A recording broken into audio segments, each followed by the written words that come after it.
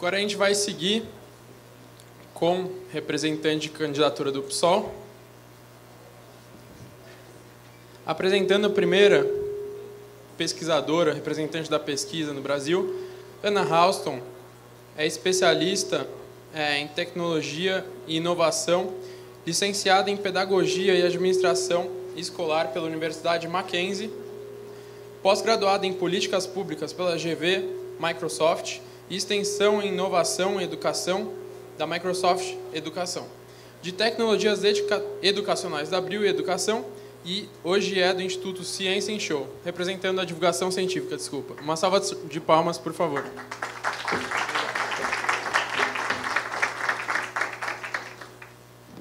Segundo representante da divulgação científica da mesa é o César Rocha, do Boteco Behaviorista, graduado em Psicologia pela Universidade Estadual de Maringá, UEM. Atualmente é aluno de doutorado da Universidade Federal de São Carlos e membro do Grupo de Pesquisa sobre Cultura, Linguagem e Comportamento Simbólico. Foi pesquisador visitante na Duke University, na Carolina do Norte. Por favor, uma salva de palmas.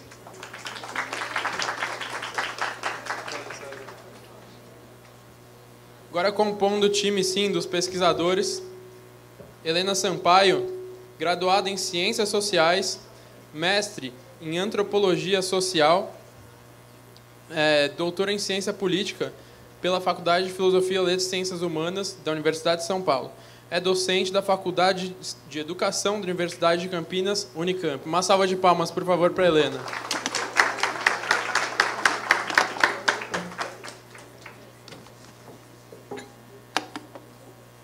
E, como último representante também da pesquisa e um divulgador científico nato, Carlos Rota, que é professor doutor do Departamento de Bioquímica do Instituto de Química da USP.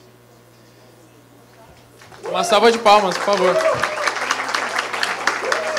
Os precursores do Science Vlogs Brasil, escritor nato de textos.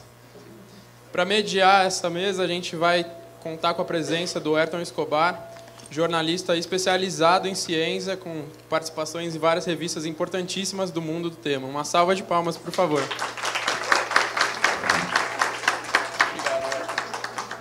E, claro, representando a candidatura do PSOL, Daniel Cara, educador, cientista político e ativista. Foi fundador do Fórum Nacional de Juventude, participando de diversos espaços internacionais de políticas de juventude.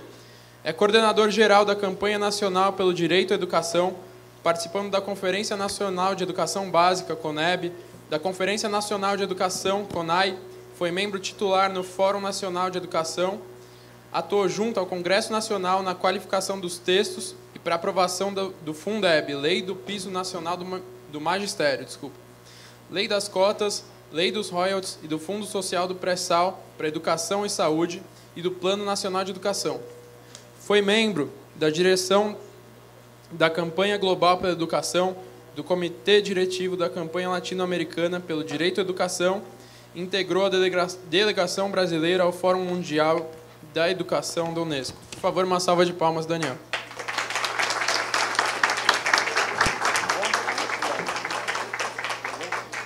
Obrigado, Daniel. Opa, obrigado, cara.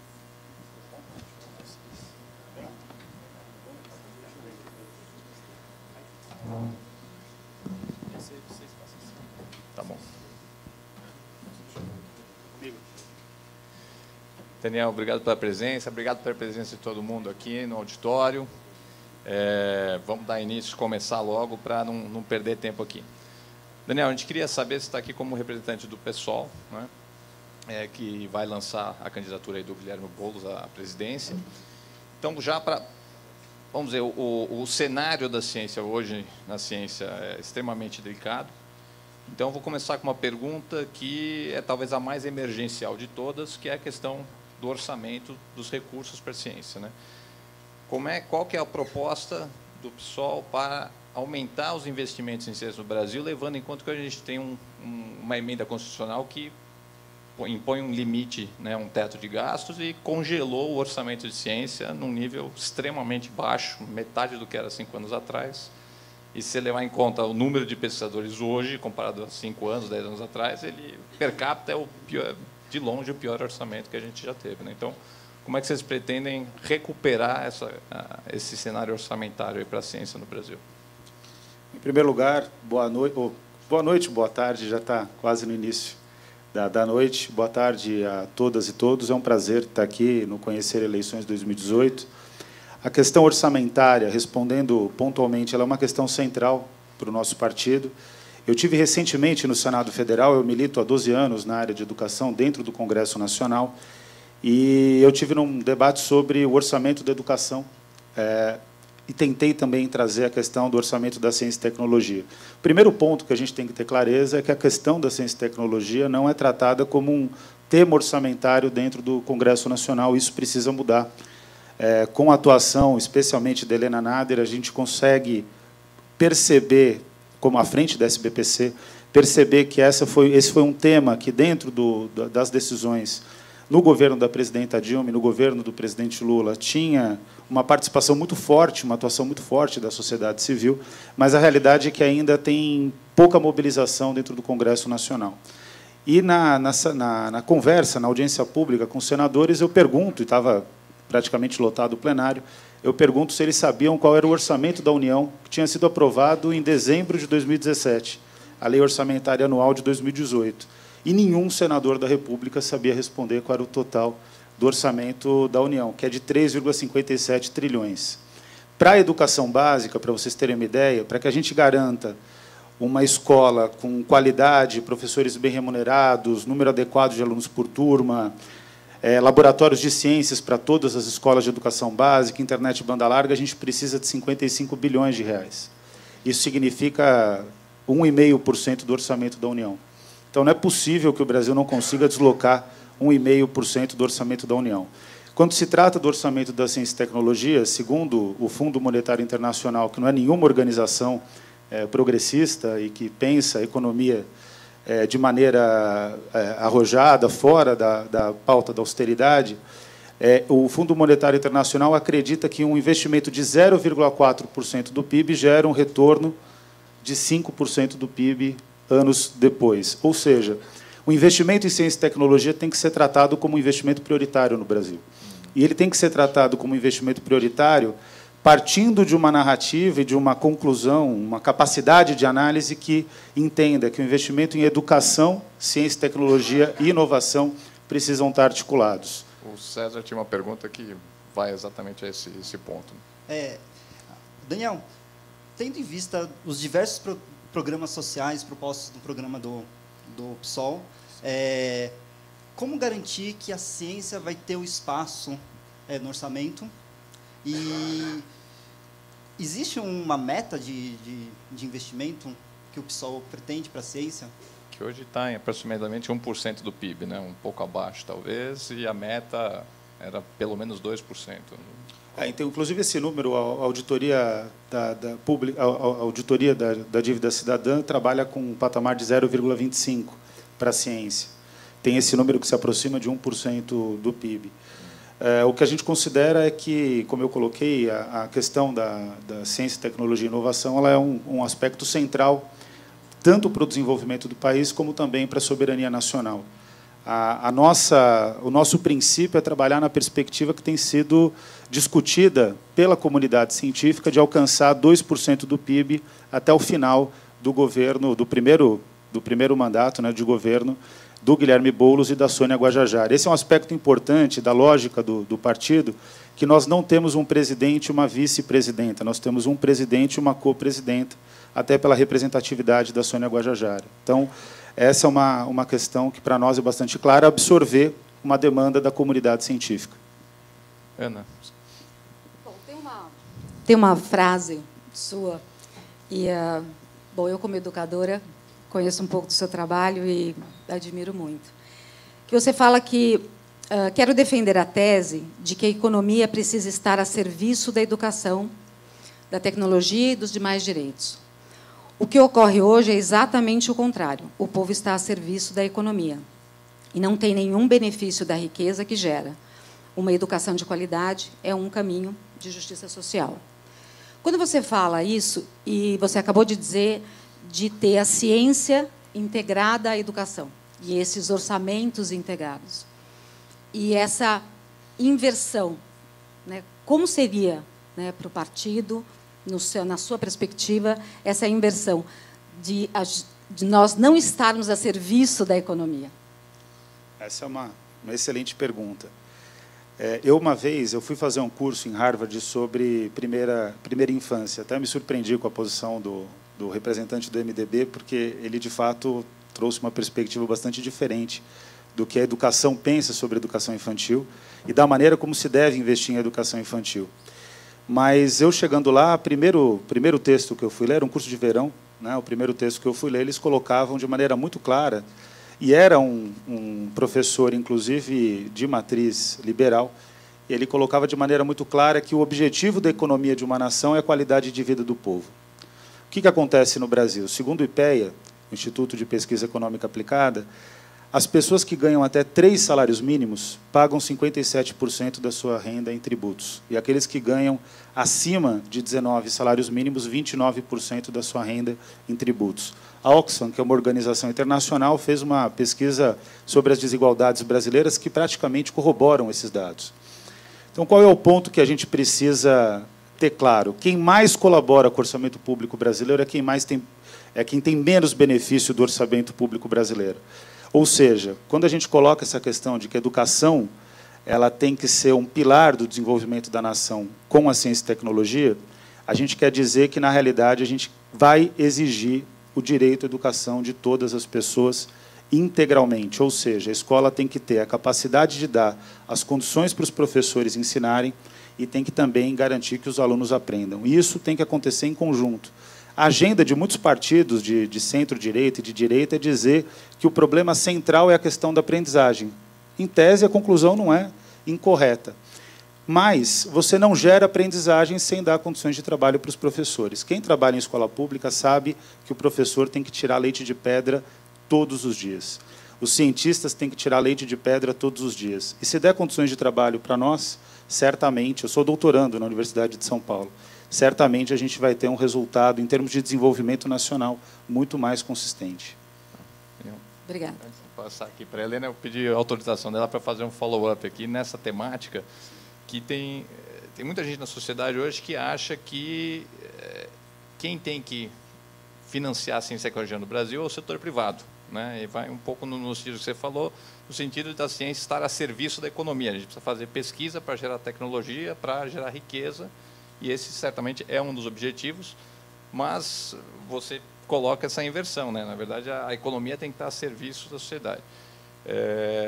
Como é que você vê esse papel do investimento privado versus público e qual deve ser a finalidade da ciência no país? Quer dizer, gerar riqueza, qualidade de vida, como é que você enxerga isso? Eu não diria que tem que ser investimento privado versus investimento público. São investimentos que podem ser complementares. O problema da atuação privada no Brasil é que é uma atuação, muitas vezes, desregulamentada. No ensino superior é um caso clássico. As universidades e faculdades de ensino superior elas não têm nenhum tipo de regulamentação. Na verdade, elas têm uma autorização do Conselho Nacional de Educação ou do Ministério da Educação e realizam um péssimo trabalho. Em relação ao investimento na ciência, eu gostaria muito que as empresas participassem mais do investimento e que tivessem um preceito de desenvolvimento do país. Agora, é sempre bom a gente lembrar que a pesquisa básica, a pesquisa inicial, especialmente o investimento em inovação, ele depende muito da ação do Estado. E a gente precisa ter uma consciência nacional mais clara de que o Brasil só vai conseguir ter um lugar de liderança global, ou mesmo um lugar na liderança dentro do Hemisfério Sul ou dentro da América Latina, quando ele tiver a capacidade de ter planos científicos de fato consistentes. E isso significa investir adequadamente em ciência. E, de fato, o que tem acontecido no Brasil é o contrário disso. Tem a greve dos caminhoneiros, onde se corta em educação, se corta em ciência.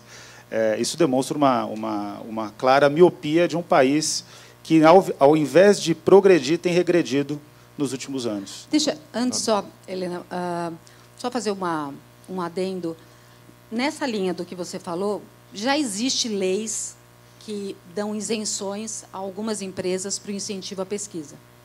Você acha que isso não é bem explorado? Porque a gente tem algumas empresas de ciência, tecnologia, que são beneficiadas hoje com leis que já foram sancionadas. Isso precisa ampliar, isso precisa divulgar, a gente precisa usar melhor para que a gente possa se beneficiar dessa área privada. É só porque eu queria ir na sua linha.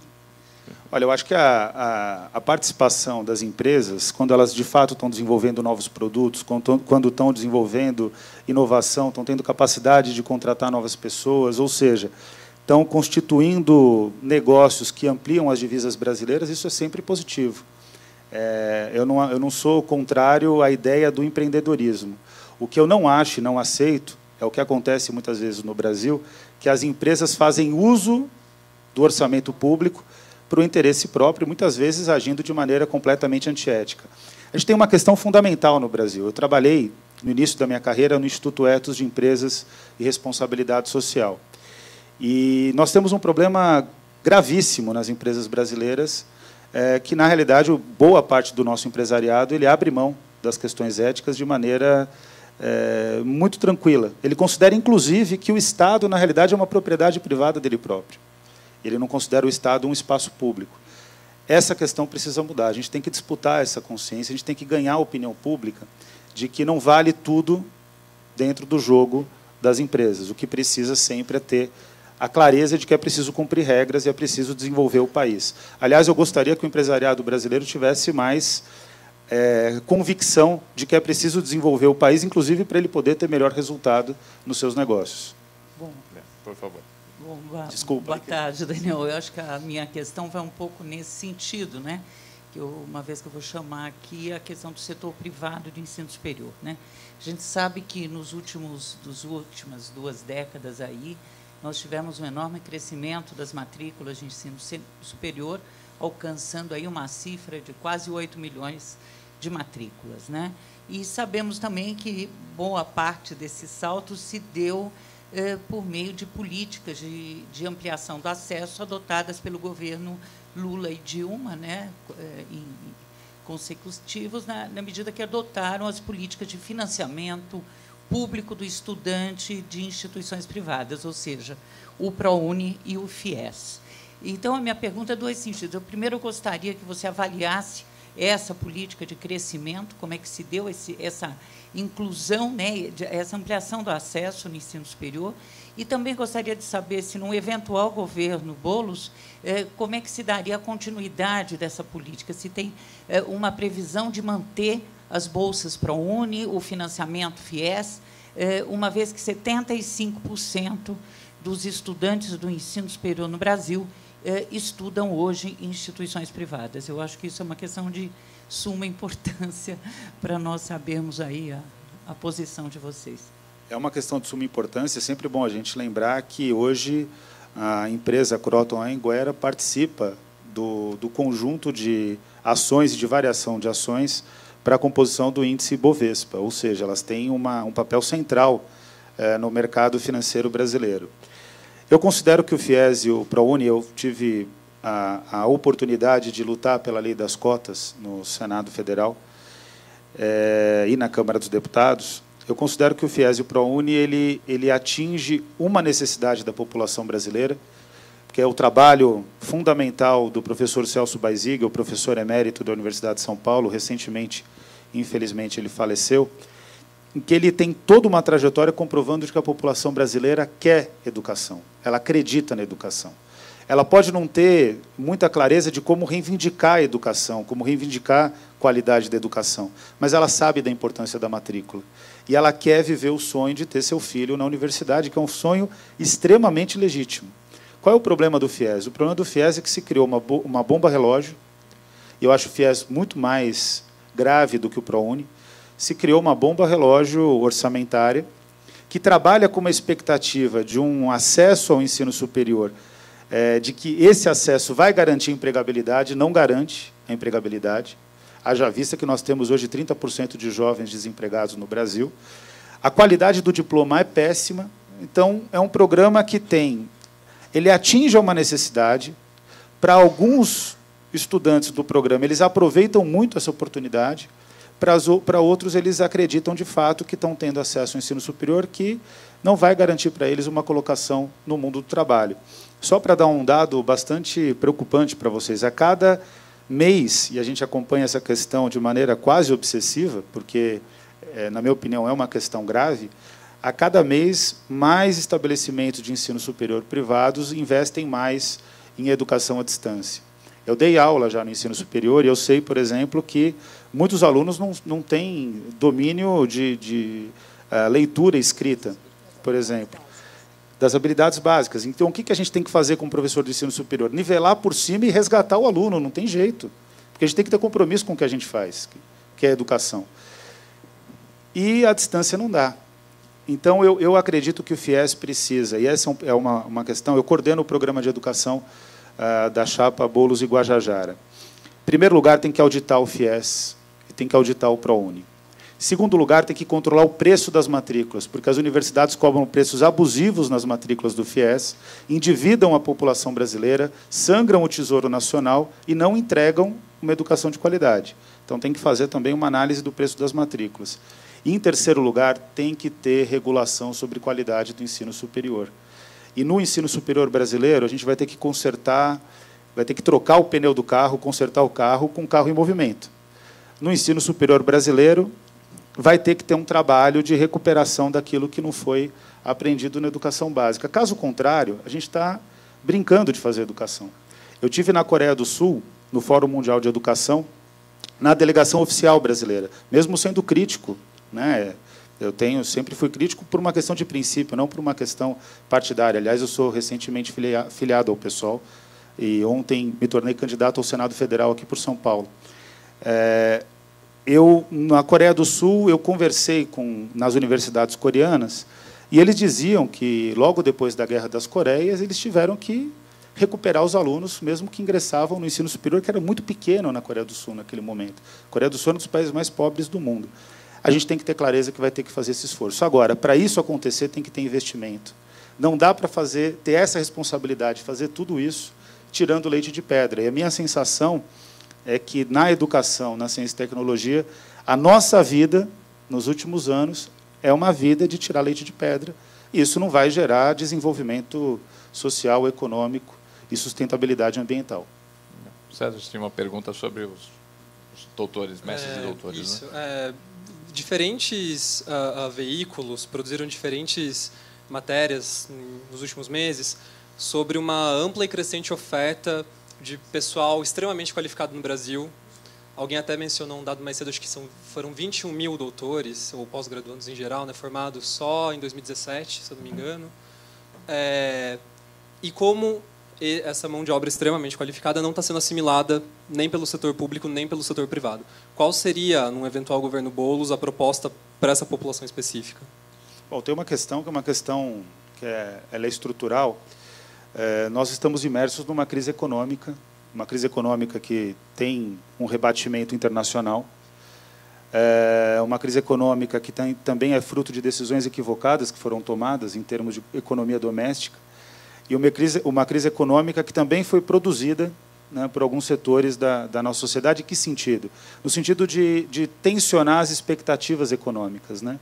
De 2013 para cá, e eu costumo dizer que quem viveu 2013 não imaginaria o que aconteceu em 2016, e quem viveu 2010 nunca imaginaria o que aconteceu em 2013. O Brasil está, de fato, numa situação bastante caótica. Mas o fato é que a gente precisa buscar caminhos de crescimento econômico concreto. O que a gente sabe que não funciona? Não funciona a austeridade econômica.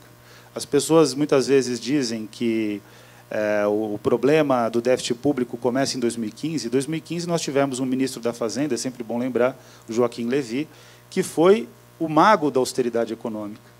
O governo Temer-Meirelles começa, na verdade, com a gestão do Joaquim Levy no Ministério da Fazenda.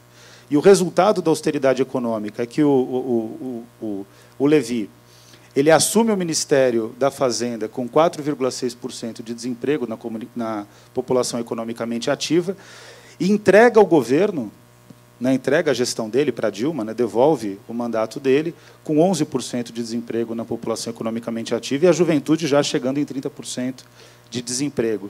Ou seja, o que não funciona é a receita da austeridade econômica. O que funciona?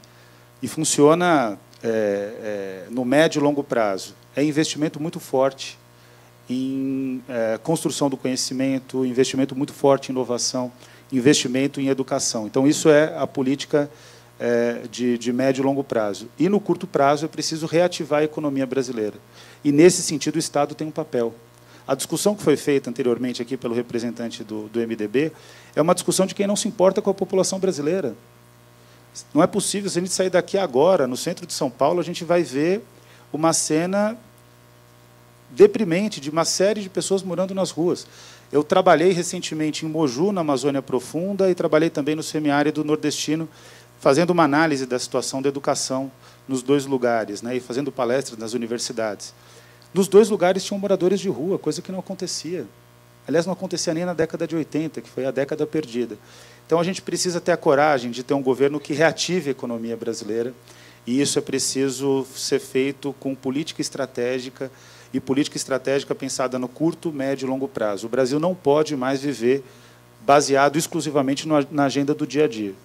E é preciso ter coragem para enfrentar essa situação. Eu só não entendi assim, mas do ponto objetivamente, em termos de nas primeiras diretrizes assim de um eventual governo PSOL, o que seria a expansão universitária? É o quê? Entende? Se eu puder, mas acho que objetivamente. eu ia fazer o follow-up nesse sentido de, quer dizer, Sim. houve essa expansão, né? Houve grande. A gente está formando aí 20 mil doutores por ano, não sei o número exato, mas uma quantidade muito grande, né, de recursos humanos que não encontram emprego. Então, vamos responder. Então, você acha que tem que botar o pé no freio? Primeiro, responder com dados em relação aos doutores. Nós temos 21 mil doutores e ainda está distante da meta do Plano Nacional de Educação. A gente precisaria alcançar 50 mil doutores. Então, formados ano a ano. Para quê? Para, de fato, conseguir garantir uma expansão universitária que dê conta de uma outra meta do plano, porque, vergonhosamente, vergonhosamente, o Brasil tem uma população de 18 a 25 anos, cerca de 14% a 18%, depende de quem faz o dado, somente 14% a 16% da população em idade universitária, né, que é dos 18 aos 25 anos, de fato estudam na universidade. Estão cursando o ensino superior. Então, a gente precisa ter doutores para poder dar conta dessa meta. Precisa expandir a universidade. Precisa expandir os institutos federais de educação superior. Aliás, no Brasil, a gente tem corretamente pensado que a universidade é ensino, pesquisa e extensão. Mas tem uma demanda enorme por ensino, por desenvolvimento de tecnologia, que pode ser feita numa interiorização dos institutos federais. Eu sou aluno de escola técnica do Centro Paula Souza, fiz ETESP, aqui próximo, inclusive, ali no metrô Tiradentes. E foi muito mais importante na minha vida do que a USP. Né? Eu sou aluno da USP na graduação, mestrado e doutorado. Eu tenho uma paixão pela Universidade de São Paulo, mas a minha formação central se deu no ensino médio, numa escola técnica pública e que todos se encontravam, ainda que tivesse o viés do vestibulinho, né? O vestibulinho acaba selecionando muito cedo o aluno. Então, a gente precisa ter clareza de que expandir a educação, na realidade, é um caminho econômico bem-sucedido. E tem que mudar. Eu sei que, para a economia e para os economistas, falar que educação, saúde, qualquer coisa que não seja gasto, da maneira como se estrutura a ciência econômica, é estranho. Mas a sociedade tem clareza de que educação, ciência, tecnologia e inovação é investimento. Então, a gente precisa trabalhar nessa perspectiva. Você tem dúvida disso? Não, eu tenho sérias dúvidas que a sociedade enxerga isso. A gente vem repetindo esse mantra, né, criado até pela Helena, que ciência não é gasto, é investimento, mas acho que precisa de um trabalho de convencimento forte ainda nesse sentido. Vamos trabalhar. Caso você tinha uma pergunta. Bom, 2% do PIB em ciência e tecnologia é um bom começo.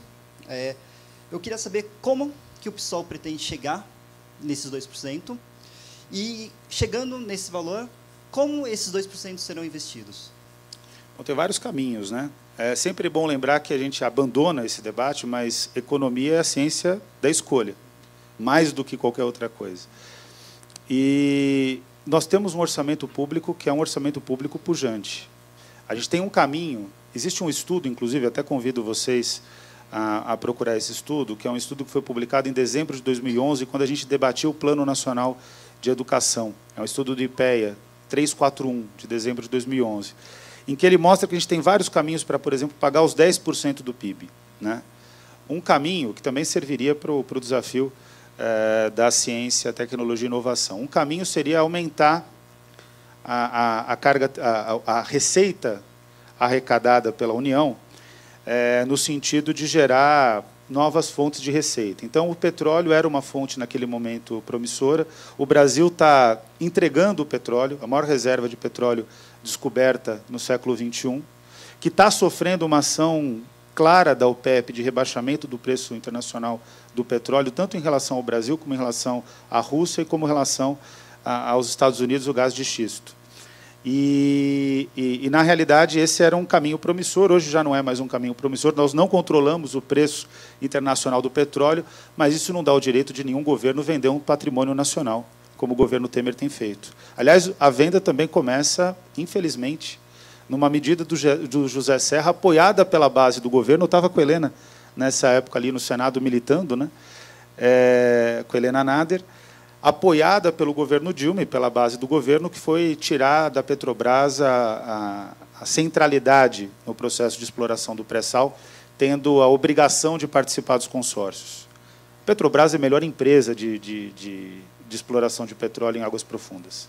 Isso é fruto da nossa produção científica, inclusive tecnológica, e da nossa capacidade de gerar inovação. Então, esse é um caminho. Outro caminho seria imposto sobre grandes fortunas. Se o imposto sobre grandes fortunas, de fato, for um imposto sério, ele gera ainda pouco resultado, porque o resultado dele vai ser numa ordem de 6 a 15 bilhões, a depender da proposta. Até todos os partidos têm uma proposta para imposto de grandes fortunas, mas é uma medida justa, está na Constituição, tem que acontecer. A gente tem outra possibilidade, que é começar a tributar melhor renda e patrimônio, que também daria conta dessa necessidade. Supondo que, no curto prazo, nada disso seja possível. Existe um debate que a gente não enfrenta no Brasil, que é o debate orçamentário. Eu vou dar um exemplo para vocês. A gente conseguiu aprovar, na Lei Orçamentária Anual de 2018, que tramitou em 2017, 1,5 bilhão a mais para o Fundo de Desenvolvimento da Educação Básica, fruto do teto dos gastos públicos. Sobrou 3 bilhões, a gente pediu 1,5 bilhão para a educação. É para vocês verem como é mentira essa ideia de que tem que convencer a sociedade, que o Congresso, como disse o José Márcio Camargo. A gente aprovou essa medida de um dinheiro que sobrou. E aí veio um veto do Mendonça Filho dizendo que o investimento em educação já é suficiente no Brasil. Ou seja, foi uma decisão do Congresso. Se eles não querem dar o poder de decisão para o Congresso, prioridade da sociedade brasileira, vamos acreditar que o Congresso Nacional representa a sociedade brasileira. Por que eu digo isso? Porque a sociedade brasileira não é majoritariamente branca, heterossexual e composta por empresários, que é a representação no Congresso. O sistema eleitoral faz com que a representação no Congresso seja uma representação da sociedade brasileira a partir das regras do jogo. As regras do jogo são ruins para a população brasileira, elas não representam de fato a população brasileira. Mas o Congresso Nacional, que institucionalmente representa a população brasileira, tomou uma decisão que o Temer não respeitou. Ou seja, existe uma grande margem de debate orçamentário que a gente não enfrenta. E tem uma terceira questão, só o debate orçamentário já resolveria o problema. Tem uma terceira questão, que nós temos um grande capital de dívidas que são perdoadas em relação às empresas. É o que a gente conversava sobre a postura dos empresários brasileiros. O escândalo da Lava Jato ele tem andado de maneira bastante enviesada, mas tem andado com uma certa celeridade, talvez até com uma certa pressa, no sistema de justiça do Brasil. O escândalo do CARF, o Panama Papers, não está sendo nunca investigado. Se investigar, o resultado em termos de retorno para a economia brasileira é muito maior. E aí eu estou falando aqui estritamente de um debate ético, que é o fato de que os empresários não pagam os tributos e conseguem perdão das dívidas por meios que são meios inescrupulosos. Eu não tenho nenhum problema com a ação empresarial. Ela faz parte da sociedade. O problema é que a ação empresarial ela não pode ser diferente das outras. Ela tem que seguir regras da ética e da boa gestão também. Mas mesmo que isso tudo consiga ser implementado, vamos dizer, você recupera o orçamento, faz essa discussão, se você não priorizar a ciência dentro do orçamento, Você pode ter um monte de dinheiro e continuar botando só 1% disso, né? Não é. O que acontece, claro, você tem toda a razão. O que acontece é que, para nós, a questão da educação, ciência e tecnologia é o principal caminho para o desenvolvimento de médio e longo prazo. Como o Brasil é um país muito dinâmico, o investimento em educação, para vocês terem uma ideia, outro dado do IPEA, a cada R$1 investido em educação, o resultado é de 1,88. Porque o Brasil é um país que as necessidades são tão grandes que, quando você começa a investir em educação, você aumenta o salário do professor. Só o professor são 2 milhões de brasileiros.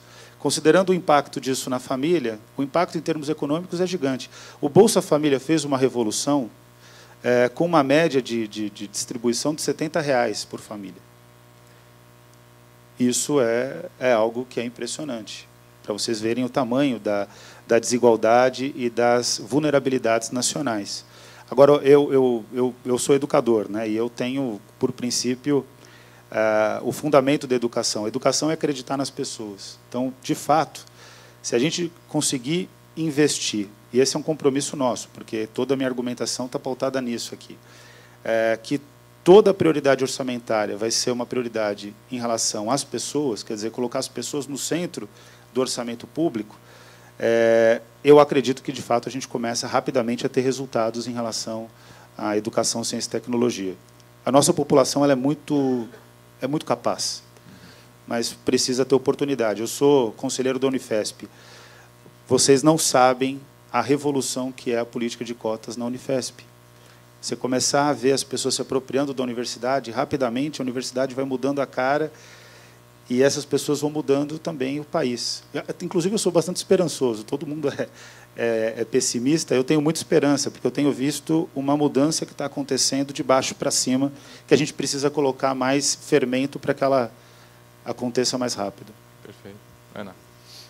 Bom, Daniel, indo na tua linha da educação e da educação básica, você foi um ferrenho crítico da BNCC, né, e que, no final, agora foi implementada no ensino médio, agora no início do ano. E uma das coisas, mas trazendo para a ciência, é a oportunidade que a gente tem, mesmo com o que a BNCC fez. Quer dizer, nós tivemos uma diminuição da carga horária da área de ciências como um todo, né? Mas a gente teve uma ampliação da carga horária na escola.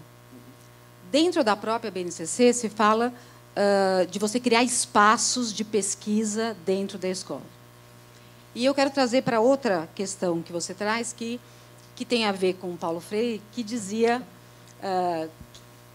que é hoje, enfim, o grande, sei lá, pilar da Finlândia, que é uma das melhores educações, falando que você tem que construir a colaboração, o olhar crítico, a pesquisa, a autonomia, que tem tudo a ver com a ciência.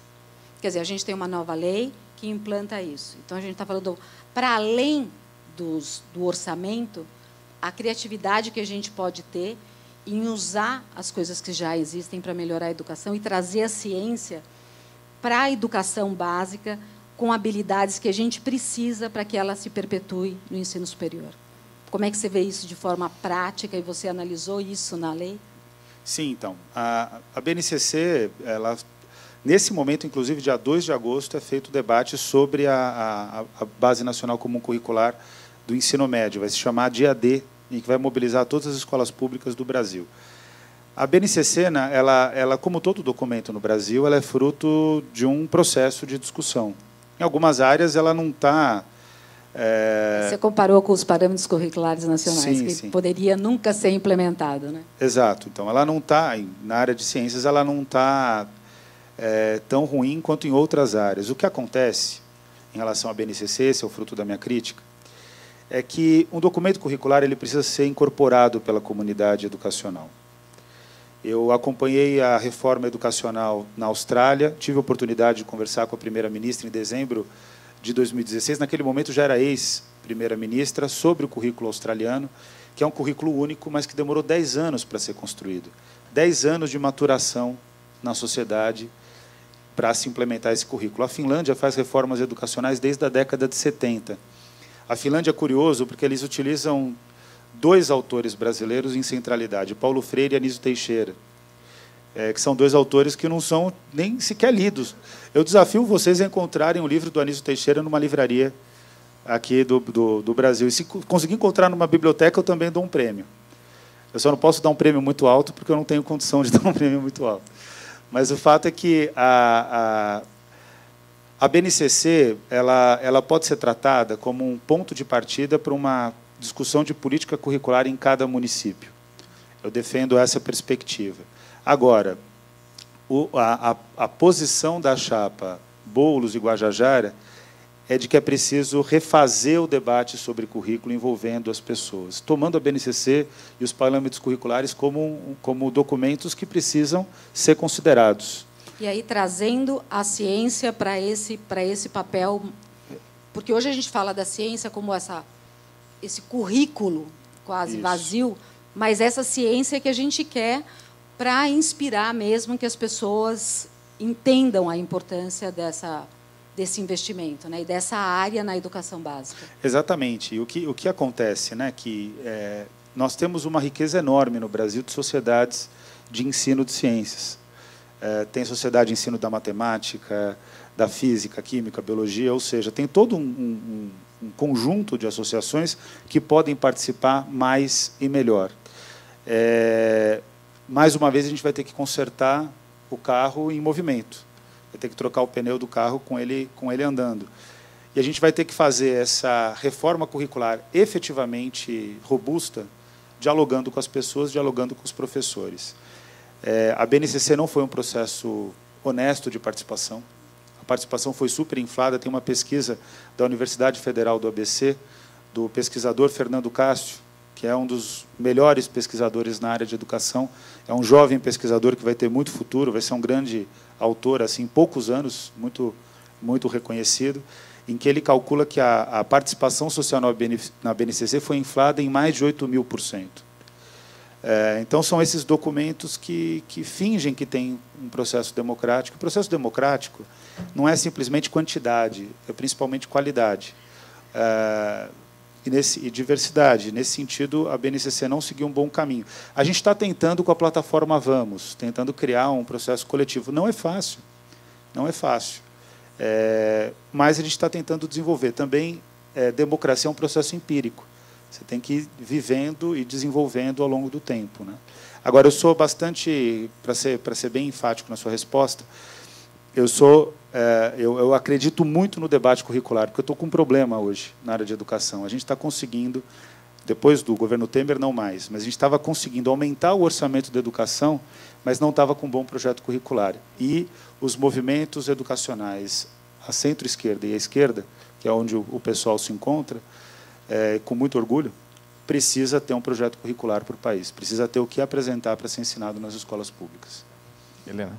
Bom, você falou, né, da importância da ETEC aí na tua formação, então gostaria de ouvir um pouco sobre a proposta do PSOL em relação à educação média e o ensino técnico, né? Nós temos um certo preconceito no Brasil, né, e uma supervalorização do ensino superior acadêmico, né, o modelo mais acadêmico.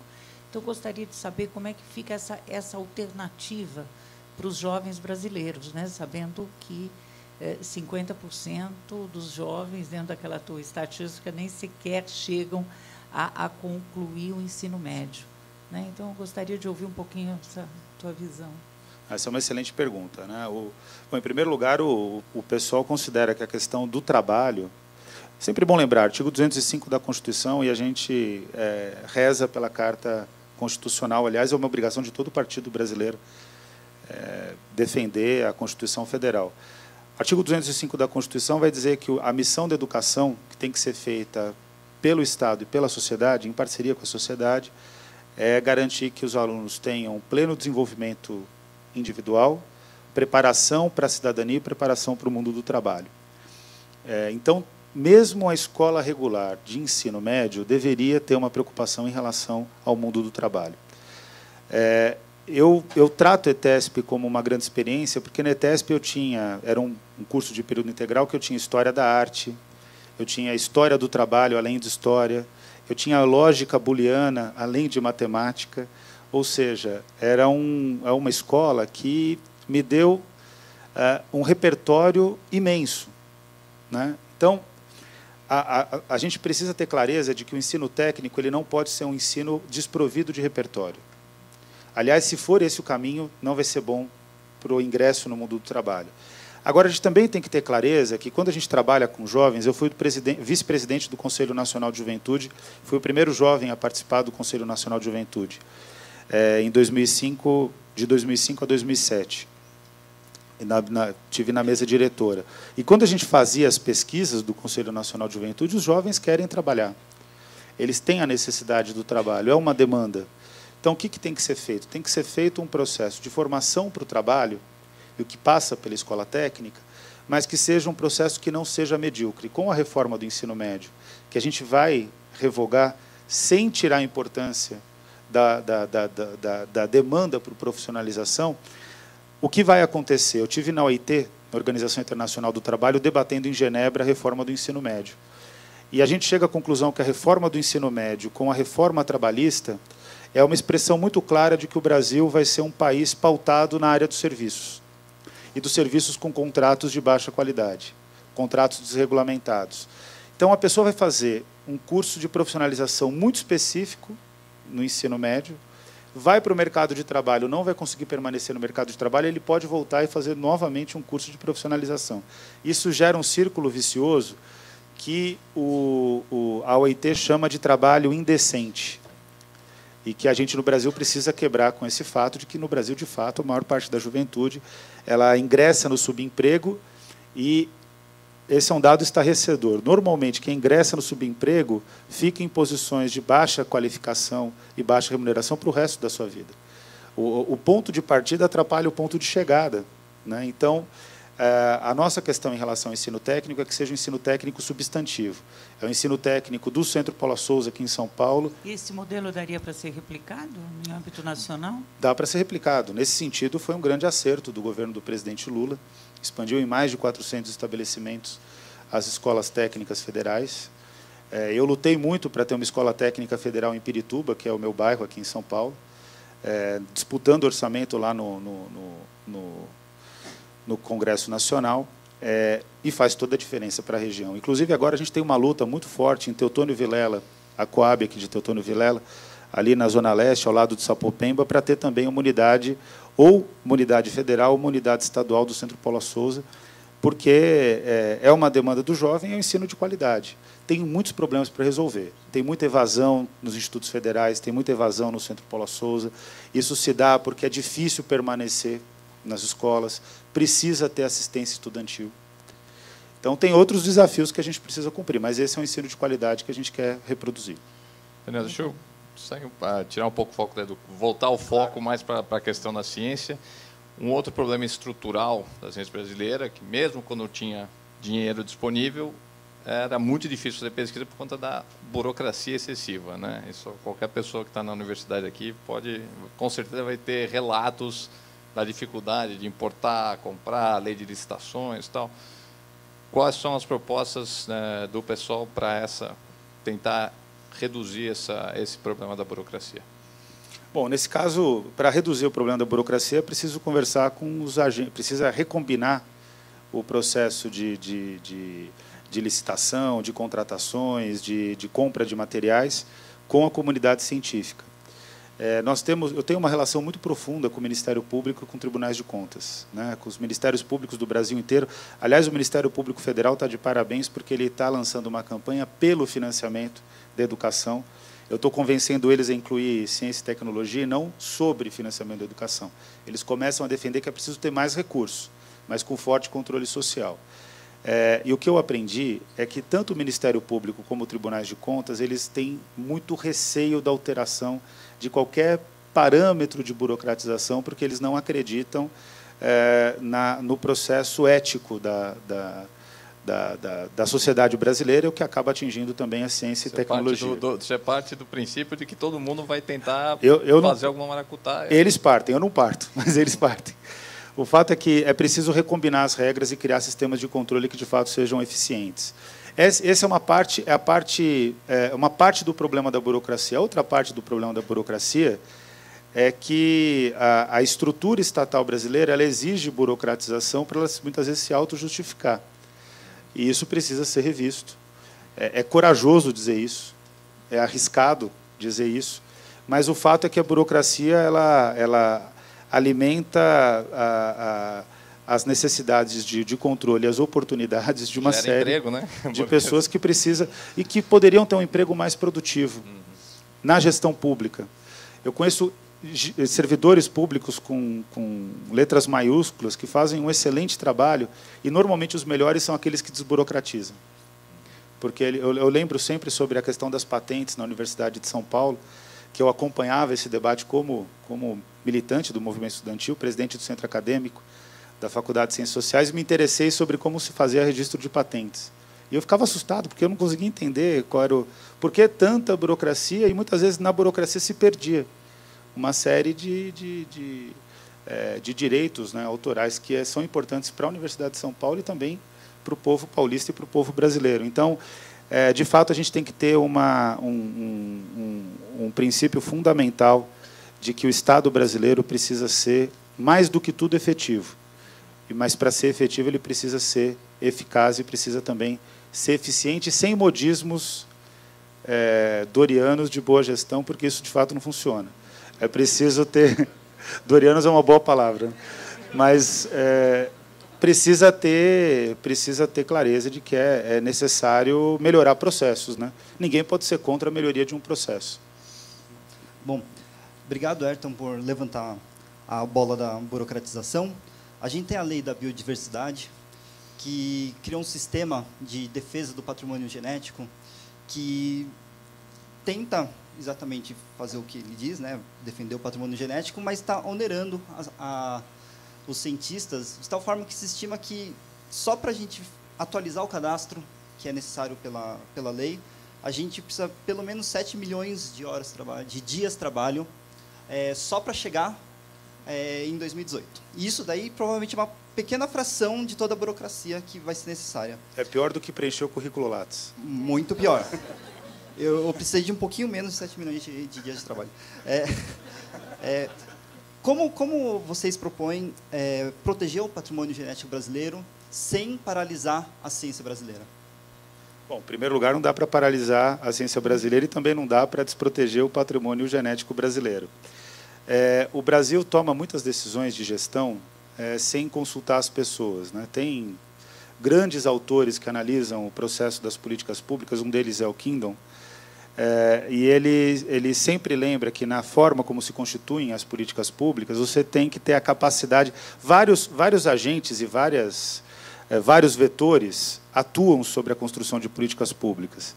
Mas tem um elemento que é fundamental, que você precisa construir as políticas públicas com o que ele chama de comunidade epistemológica, ou, numa tradução aqui, a grosso modo, ou que seria a comunidade do conhecimento, aquela que detém o conhecimento sobre o processo. Eu fico estarrecido do quão pouco são consultados os cientistas para a construção dos processos. Muitas vezes as decisões elas são feitas por gestores, que muitas vezes podem até ser competentes, mas que eles não vivem o dia a dia de um cientista. Eu brinquei com a questão do currículo Lattes, que o currículo Lattes, com tudo que a gente já tem de tecnologia da informação, ele poderia ser muito mais simples. Quantos cursos de pós-graduação perdem notas na CAPES por conta da desmotivação dos alunos de preencherem o currículo Lattes e também dos professores? Lá na Faculdade de Educação a gente tem um problema, porque na Faculdade de Educação da USP a gente teve uma queda porque as pessoas não preenchem o currículo Lattes. Está errado, tem que preencher. Mas também está errado o fato do currículo Lattes ser tão burocrático. Certamente, o cadastro da biodiversidade é muito mais burocrático, pelo que você está dizendo, também não conhecia esse dado, né? E que isso precisa ser construído com os cientistas. Uma coisa que eu queria dizer para vocês, e aí falando de doutorando para cientistas, né? Então, de cientista para cientista, eu faço parte da comunidade científica, é que a gente precisa começar a ter clareza de que, tão importante quanto essa sabatina, é a gente construir pautas da ciência, e construir pautas da ciência com representação no Congresso Nacional, com representação na gestão pública. Na realidade, as pessoas acham que os cientistas eles fazem parte de um outro mundo. e eles precisam ser reintegrados na sociedade brasileira. Nós precisamos ser reintegrados na sociedade brasileira. Eu participo de um movimento que são os cientistas engajados, que é a ideia de criar uma bancada parlamentar de cientistas. Eu sou o representante para o Senado Federal, exatamente com esse princípio de que é preciso fazer com que os cientistas tenham uma representação, inclusive para essas questões que são mais cotidianas.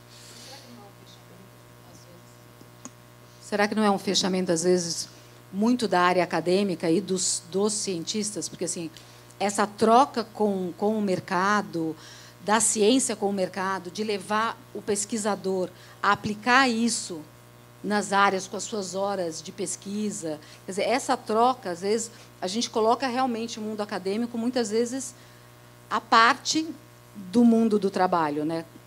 Essa ponte, você imagina como? Então, eu lembro sempre de uma frase do Joãozinho 30 que eu odiava, que ele dizia que quem gosta da pobreza é intelectual, né?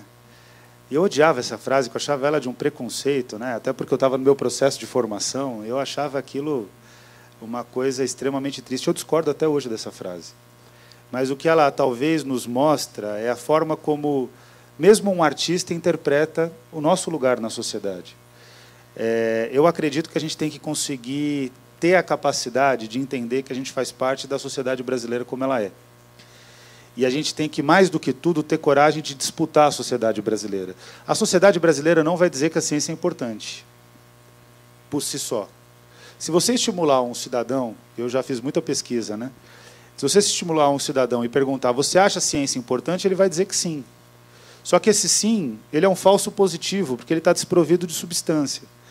Então, o que a gente tem que fazer? A gente tem que ter uma atitude pedagógica em relação à sociedade. A gente tem que dizer claramente que sem ciência não se desenvolve um país.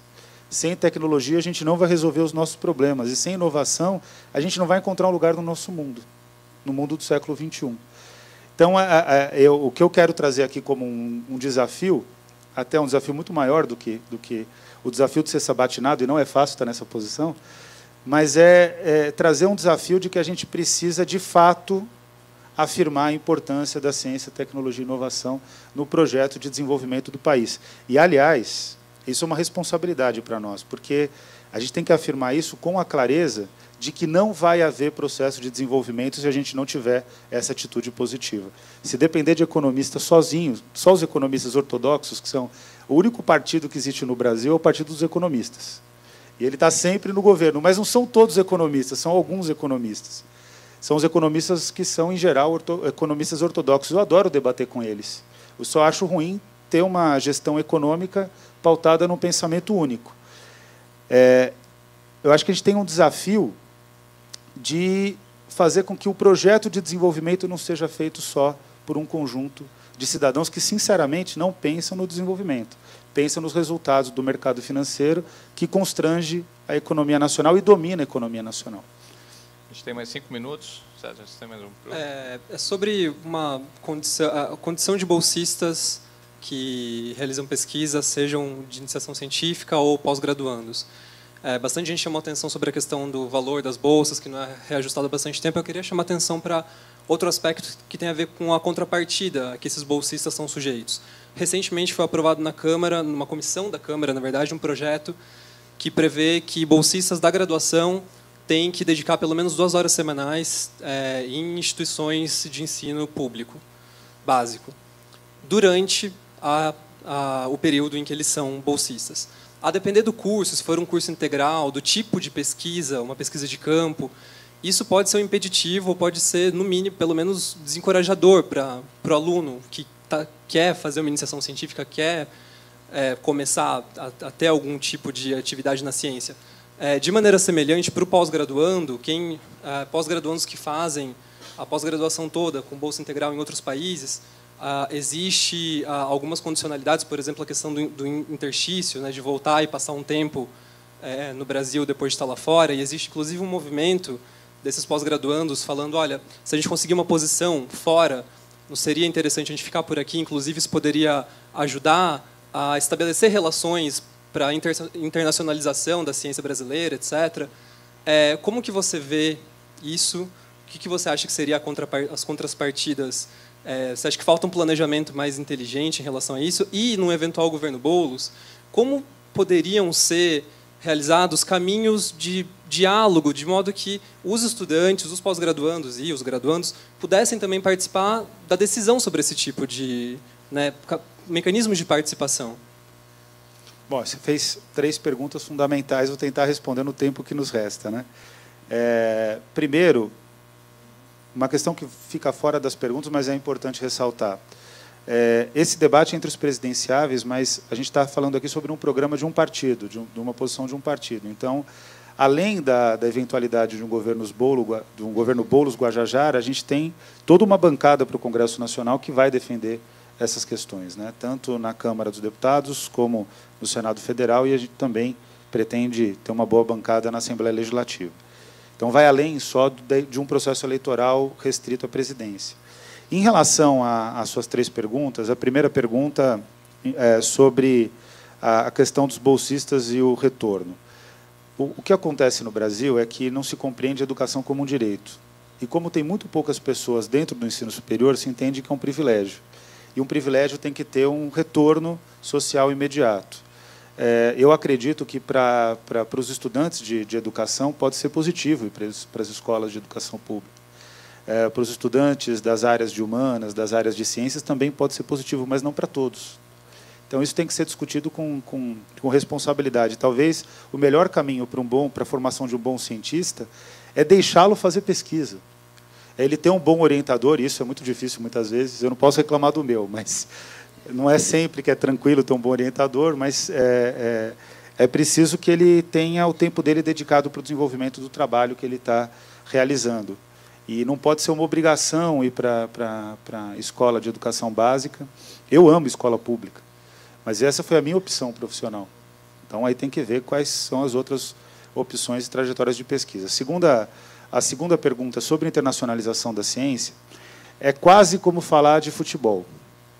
É claro que a gente poder ter, por exemplo, um baita jogador que vai lá para a Europa e joga nos melhores times e anda lá, joga com os melhores craques, é ótimo, mas seria bom também desenvolver o futebol brasileiro. Haja vista que a gente tem um dado empírico que não consegue ter bons resultados em Copa do Mundo. Ciência não é muito diferente nesse sentido. Fazer com que os nossos cérebros saiam daqui para ir para as universidades do exterior não vai desenvolver a ciência brasileira necessariamente, vai desenvolver bons pesquisadores brasileiros que, se tivessem oportunidade do Brasil, estariam fazendo ótimas pesquisas. É claro que poder dialogar com uma comunidade internacional, conviver, é ótimo, mas pode ser uma ida e uma volta, né? E com as tecnologias da informação pode-se fazer boa ciência com alta conexão com o exterior a partir daqui mesmo. Então, essa é uma questão que me preocupa. É preciso tentar investir em ciência e tecnologia e tentar manter as pessoas aqui, né? Não é fácil também viver no Brasil. Não é só as questões do baixo financiamento em ciência, tecnologia, inovação, situação da violência, etc. Tem que melhorar no todo. Mas eu acredito que com mais investimento as pessoas ficariam mais aqui e isso ajudaria o desenvolvimento do Brasil de maneira mais avançada. A terceira pergunta agora sobre os estudantes. A participação. Muito rapidamente sobre participação. A gente acredita muito fortemente na ideia do poder popular. E o poder popular é um princípio que passa por todas as áreas. A gente vai reativar e rever o papel do Conselho Nacional de Educação, pretende trabalhar também de maneira diferente, de mais radical, no bom sentido da palavra radical. Aliás, eu vejo sempre um bom sentido, porque aí é a raiz dos problemas, em relação à participação, inclusive nas agências de fomento. Esse é um caminho que, para nós, já é um caminho programático. Agora, se vocês tiverem uma outra proposta em relação a aumentar esferas de participação, também a gente está extremamente aberto para acolher. A gente acredita no princípio fundamental. A participação dos atores no processo de tomada de decisão altera positivamente a qualidade do produto final daquele processo de construção democrática. Então, a gente acredita na participação como um princípio basilar da nossa forma de governo. Isso já foi feito por uma militante do PSOL, a deputada Luísa Erundina, quando foi prefeita da cidade de São Paulo. Vocês podem discordar, mas, na minha opinião, foi a maior prefeita, a melhor prefeita da história da cidade de São Paulo. Então, essa já é uma prática concreta do PSOL dentro da nossa perspectiva de gestão pública. Muito obrigado. Daniel, muito obrigado pela presença, obrigado a todo o pessoal da mesa, quem nos assistiu. Palmas aqui para o Daniel. Muito obrigado. Muito obrigado.